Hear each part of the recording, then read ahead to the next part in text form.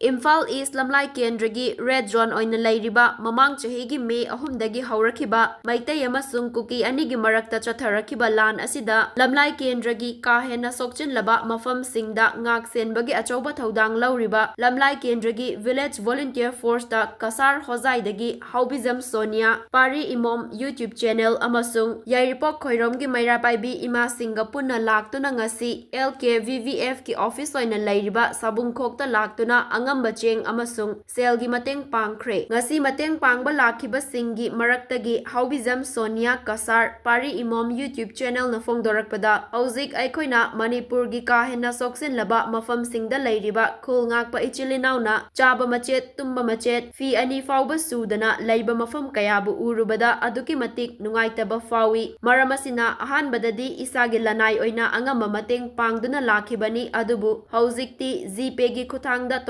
tonganba puksel chauraba kayana angamba mateng pangbiduna mahakna miyamgi mateng pangjabani amasung hauzik Manipur gi mafam kayada khulngak leba ichilinau kayagi maraktasu ningol macha kayasu yauri makhoibusu hainingai leitana thagatpasu fongdokhi amasung ngasi mafam asida Kasar Hozaidagi amasung Yairipok Khoiromdagi ima singna mafam asida lakpiduna angamba mateng pangbirakpabu hainingai leitana LKVVF ki maikaidagi thagatpasu fongdokhi